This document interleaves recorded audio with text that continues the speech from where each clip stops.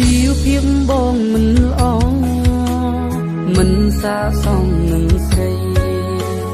អូនគួរបងឈោងដៃមិនដល់ទេត្រឹមជាកូនអ្នកស្រែមានចិត្តស្នេហ៍មានមេបងគ្មានអ្វីទេឲ្យអូនសុខសាបាយគ្នាជុំអូនរងនាងសំស្រីសុំទុំចរណៃបងធ្វើមិនបានអ្នកផ្សេងល្អច្រើនណាស់អាចបំពេញបំណងកលយ៉ាង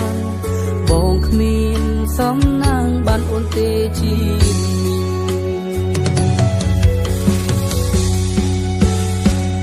បង